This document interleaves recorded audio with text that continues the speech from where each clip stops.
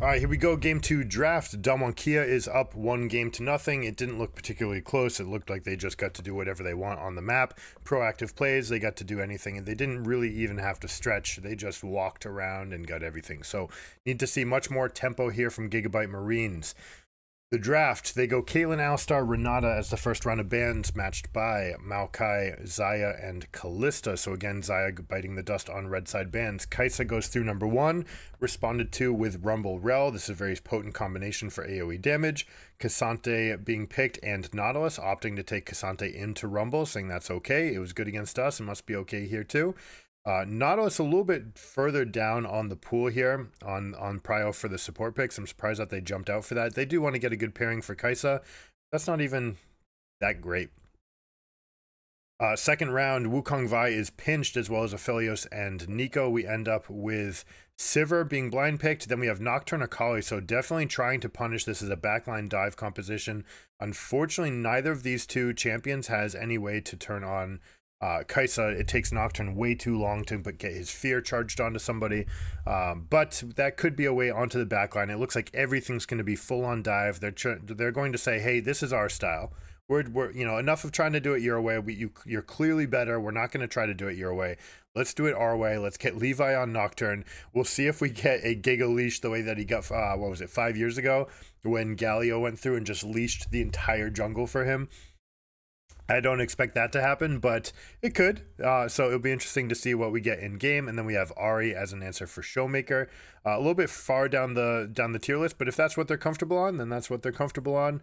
Opting to not go with Orianna, didn't want to pick into Akali, right? This Akali kind of blocked most of the range mages. Could have gone Azir as well, but those are matchups that Akali feels like they can eat, right? They get poked out for a bunch, but then they go a little bit stronger. And ever since the changes to Akali's energy management in the lane phase, she's been much more comfortable laning, so you don't really get that big surge where you can poke her out as much. And then you basically will die at level 6 all the time. Ahri has some ways to fight against that. She can charm backwards to get the pass through on the E, or on the R, or E1. She can respond to E2 with her charm always. So there's always going to be that counterplay available. We'll see how this game goes.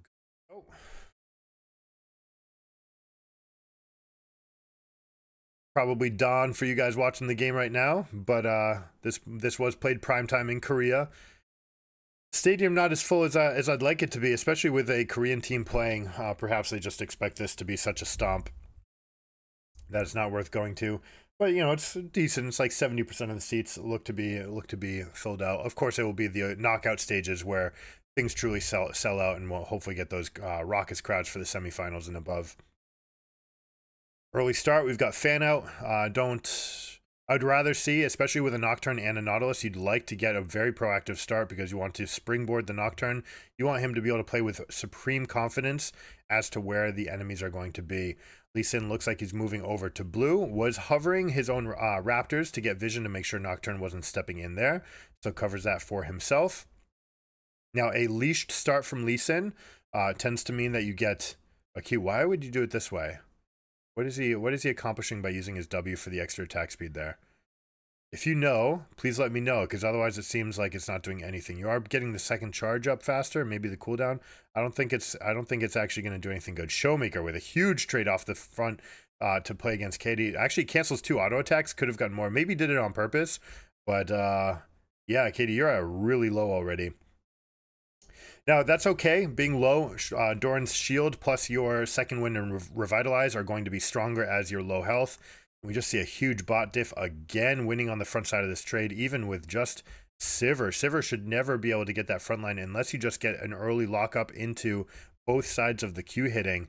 But being in the middle of the minion wave means that they get the push and the harass at the same time. You can either choose to take less damage but have the wave push, or take more damage, but keep the prio to try to get to level 2, right? Which one do you want? Which lane state do you want? That should always be a choice that you're actively making, right? It shouldn't be an accident. It shouldn't just be, here's the hit, because the team that is actively doing it and dictating the script of the game is the one that will gain control of the narrative. You see how comfortable you can be right here at low health, not even using a potion, right? There's just no threat.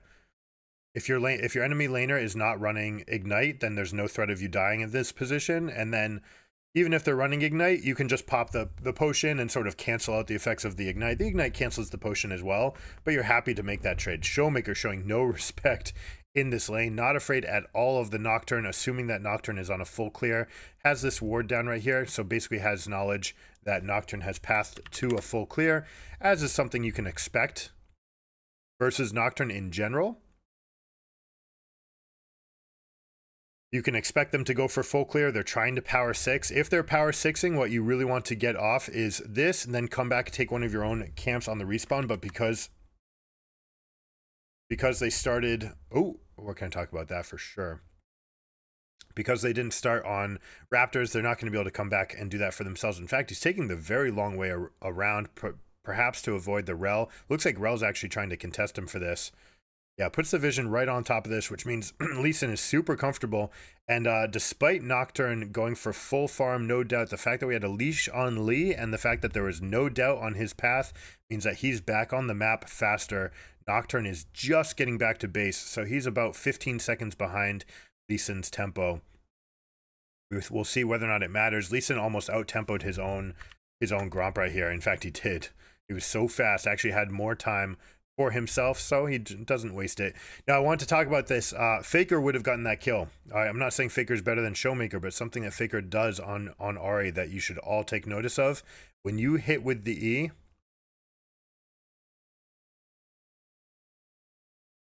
boom. All right, you see how it was E, then like move, but then casting right away the Q. You have enough time to actually take another step back, go about 1 champion's width wider, and then throw your Q, and then you erase this ability to dodge. So you see right here, Charm goes, boom, look at the duration, see how they walk, all right, count it out. You've got that 1 second time window, so you can go and step back for another range, right? Go 100 units, and then throw the Q, and then it will go here and immediately tail back. So when we're drawing that out, right, if you throw your Charm, all right, and it connects at this distance, and your Q has this distance, okay? When you connect and they're walking towards you, look how much space there is that it takes this spell time to go there and back. Now, you can actually beat that by coming back a half step like this, and we'll change colors. We'll do the same arc right here, but from here, and we end up hitting like this. And you see how this collision point now goes boom, boom. All right, so you wait a little bit. Q1 hits a little bit later, but Q2 then hits instantaneously. And if you can do that, you secure yourself kills in a situation like this. Now, you might say like, hey, this is a huge win. It's going to be enough of a win anyways, but this is a mechanic that's worth knowing. Thanks, Faker, as always, for showing us these sorts of things.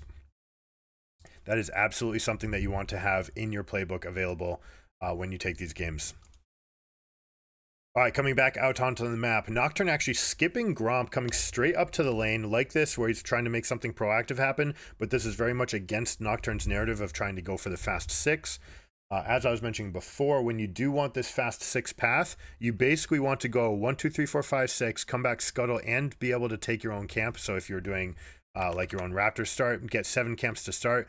Or you can go in, you get scuttle, path through mid, fight for second scuttle if you're a faster clear. And by pathing through mid, you actually get some of that ancillary experience. That'll give you a little bit of a bonus going in. It also gives you that time, like we saw from Lee Sin.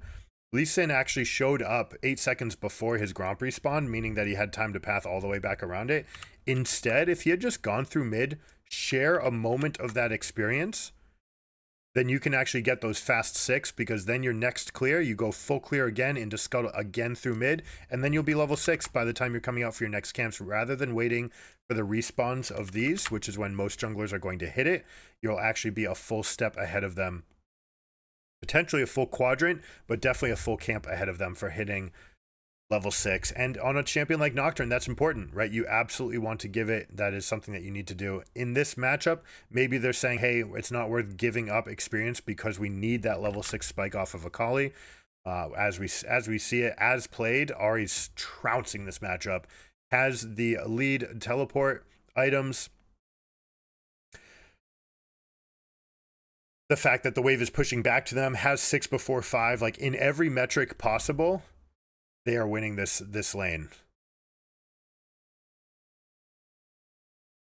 Might just call it player diff, and this is something you absolutely don't want. As Levi, you lose that fight against Nocturne. You do not want to take that. And we see that he has nothing to do, right? So we ended up with a little bit of a stagger here, taking the camp. Now all these camps are gone. There's nothing respawning. You're basically stuck into recalling and going for blue back into Gromp and doing this again.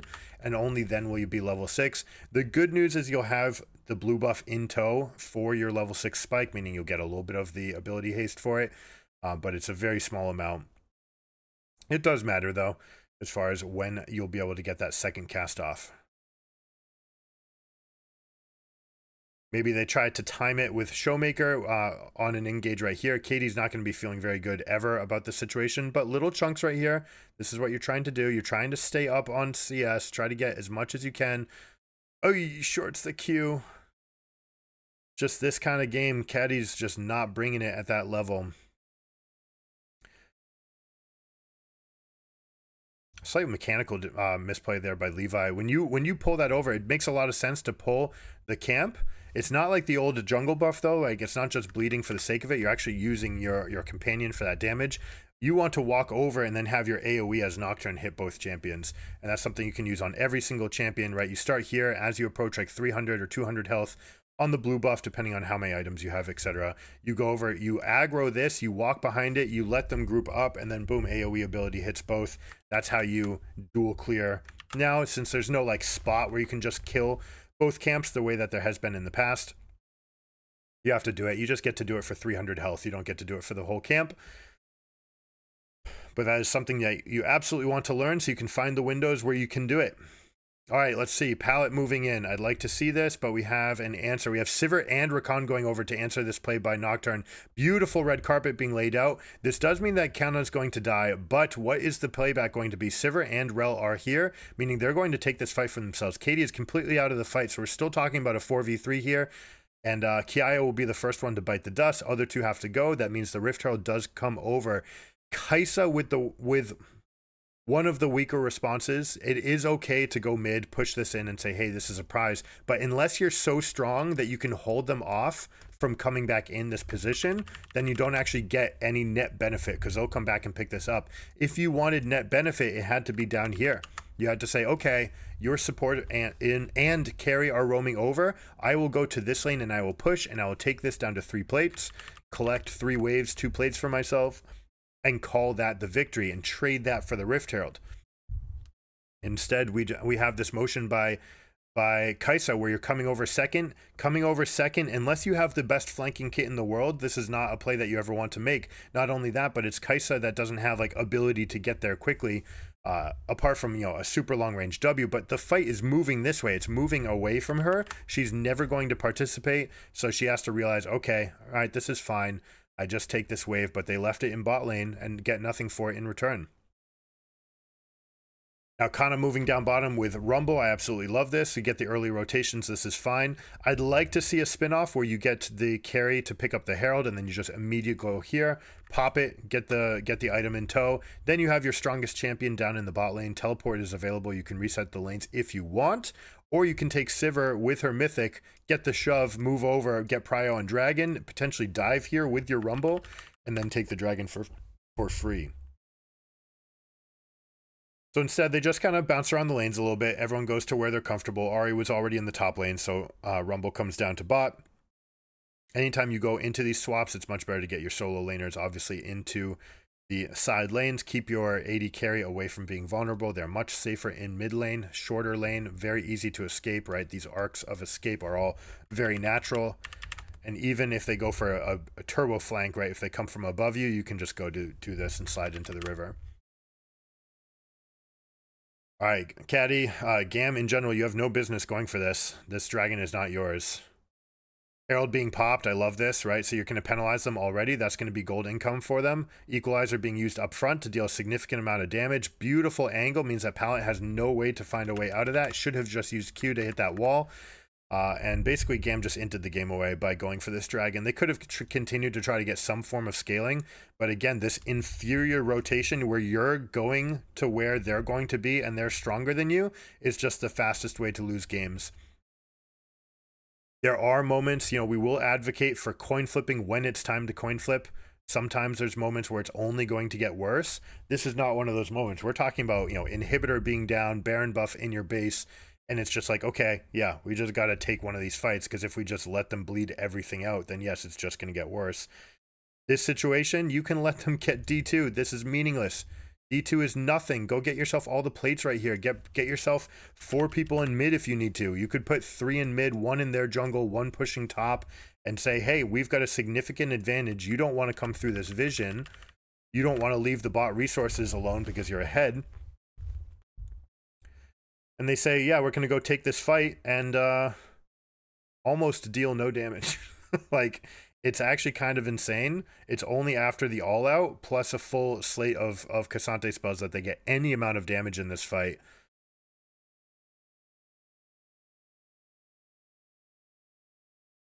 It feels like GAM just doesn't think they can win. Let's just fight just because, get some practice. I don't know. It's like, it's bad practice, guys. That's what you're trying to do.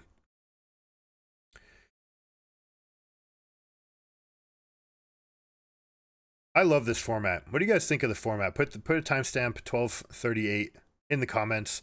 Let me know what you think about this format. I absolutely love it. I think it's going to be the new way to play every tournament structure that can support this.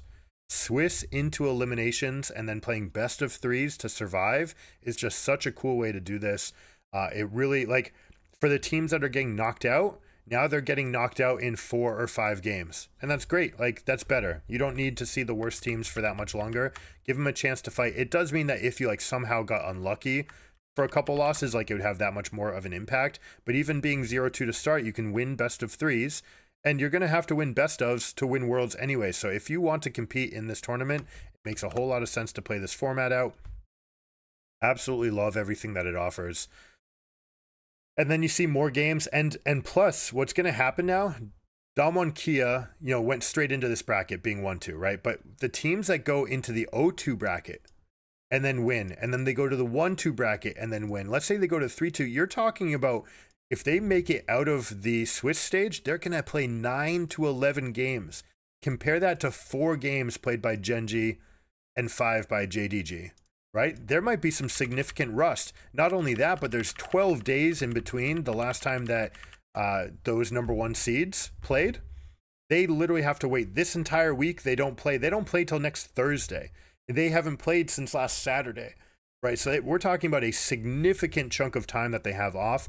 Hopefully they're going to be able to use that to create some proactive strategies and try to solve the meta, right? Get something good in their practice time. Maybe they even scrimmage against each other. You know, it's like, I guess we might as well scrim each other. Everyone else is playing meaningful games. We're the only teams that have to wait. You know, so maybe they're doing that. I hope they're getting meaningful games in. Best case scenarios, they'd have a practice squad to work with. But at this level, right, we're talking about the World Championships. You obviously want to have good international competition. I want to see those teams doing something, right? They're resting on their laurels at 4-0. Now that 0-2 story, we could have the same thing. 2-0 teams that had to play, for example, G2.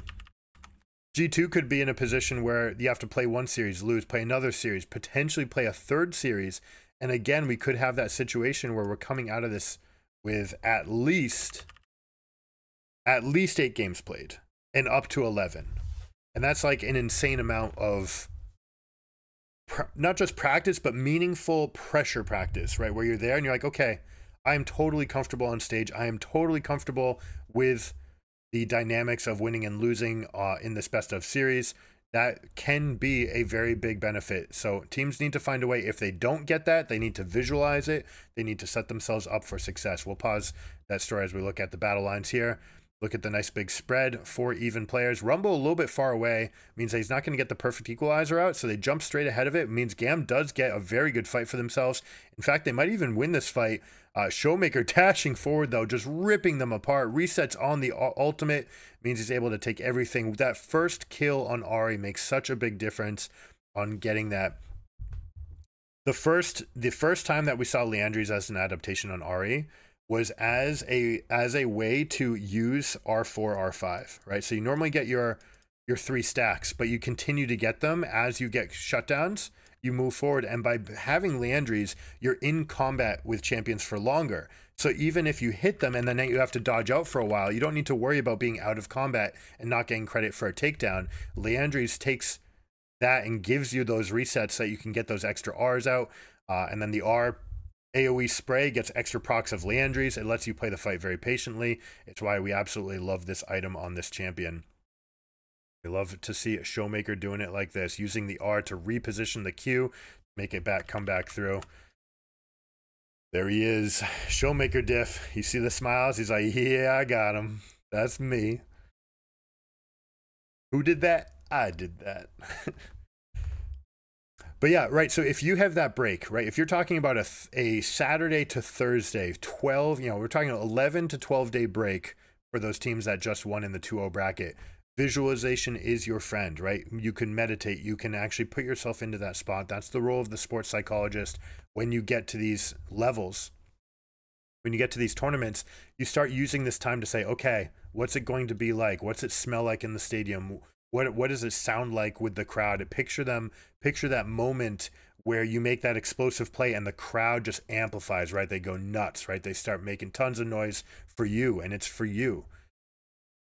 You can actually get someone's heart rate to elevate as if they're in competition, and then you train them to say, all right, this is where we want it. We need to take ourselves back down. Yes, it went up here, but we need to be able to come back to this spot without getting this, right? We need to avoid the roller coaster where we go too high and then have an uncontrollably big drop to go down.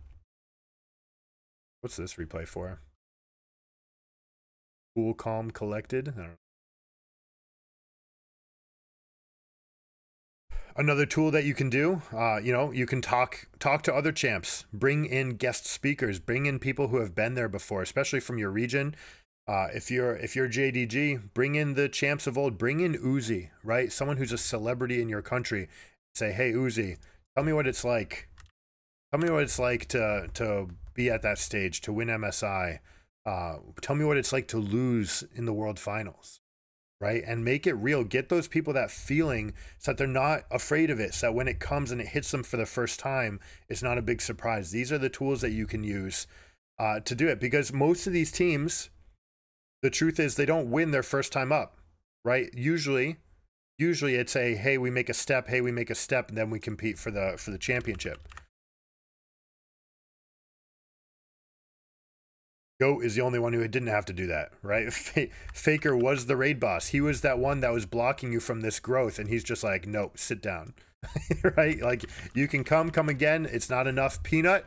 I don't care. Get back down. I'll see you 3 tournaments in a row. I will send you out in those tournaments. Peanut eventually getting his retribution. Same thing for Ruler, right? Those guys, they had to grind. They had to work their way up. How do you get that experience without actually having the experience? You need to give your players those assets. That's something that I'm not sure that all these teams know about. That is paramount to your success on the global stage and at these highest levels, right? Prepare yourself mentally for the ups and downs. Try to get yourself going. Now, I come from a background in tennis. In tennis, it's very simple because you play a point 5 to 15 seconds long, maybe 30 seconds if you play a super long one. So you get yourself up, then you come back down. You wipe yourself off with a towel to hit your baseline, or you look at your strings, and then you get yourself back up for the point. And as the point goes, the longer the point goes, the more and more exciting it goes, right? But then after the point ends, you need to make sure, win, lose, or draw. It doesn't matter if you win. If you had an awesome win, then you hoorah, you say vamos with the crowd like Nadal does. If you lose, no big deal. That's just 1 point. You come back, you reset yourself, and you go back up again. The heart rate during a tennis match very much looks like your EKG, like with blips and dips and blips and dips and blips and dips.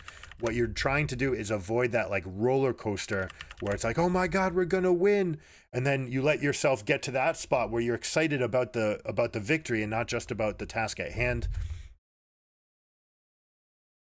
And then you end up making a mistake. And then when you make a mistake, it feels even worse because now you're thinking, oh my God, what have I done? I've cost ourselves the win. And so then you're too high, artificially inflated, and then you go too far low, and then you end up crashing, and then you have to pick yourself back up. What if another bad play happens? Oh my God, it's all my fault. What have I done? right? That's the thought process that you need to avoid. That's why we try to play for these baselines. You bring yourself back to your baseline, you optimize for your fight. The more exciting the fight gets, you get a little bit more excited. When the fights come back down, you get yourself to that baseline.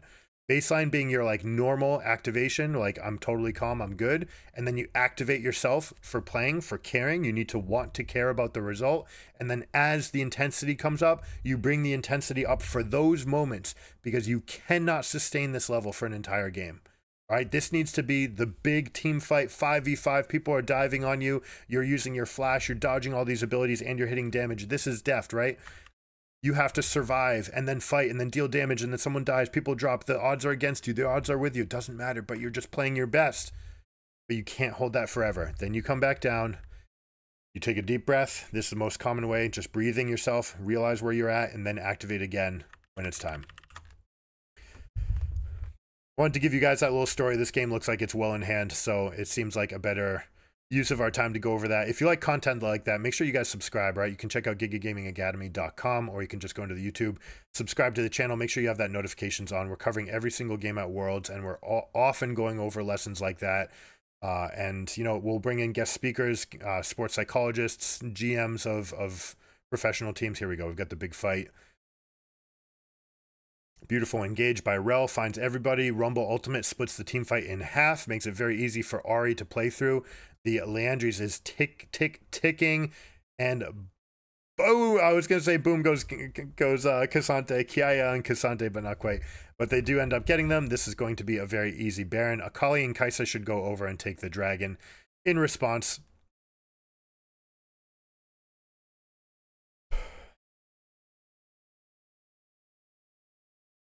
No, they're opting not to. They're saying, hey, we don't have time. If honestly, strategically, this is something that we don't get to talk about often, but there are some benefits for making the game more about a coin flip. Adding coin flips into the game can be good if you're losing. And if you're losing by a drastic amount, sometimes you actually just want to give them soul and say, all right, like this game will bleed out over the next 11 minutes if we take this dragon, or they just kill us. If we let them take soul, then maybe they play around getting the Elder, and maybe we can slip something in and just play for that one fight at Elder, which is a better game plan than surviving versus the bleed out. Either way, we're talking all those situations are less than 1% victory at this point, especially if you have a team playing perfectly. Then there is not going to be a great answer, but at least you're giving yourself a shot. I've got no complaints with DK taking this. They've got plenty of time on the Baron. They'll be able to push it in, but it does give that 1% opening. The best shot that GAM can take is to fight for Elder. Now we're going to see adjacent lane pushes, probably 1 and 4, and then we're going to control over this avenue, right? We're going to control all the crossroads in that area. We see that there's a couple wards down already preemptively. I love this from GAM, so you can see some of the movements. Your best defensive play is to be aggressive. Try to take the 5v4 or 5v1. You do have Nocturne, so you can potentially make a play for yourself. We see the teleport amped by the paranoia. Unfortunately, too much of the damage goes forward as Akali's getting ready for the flank position. Instead, can't get anything. The team is dead before we come in, so good job by DK playing into the threat. Not worried about getting flanked on. They have wards covering. They saw the teleport. They knew we're not going backwards with this paranoia. We're going forwards.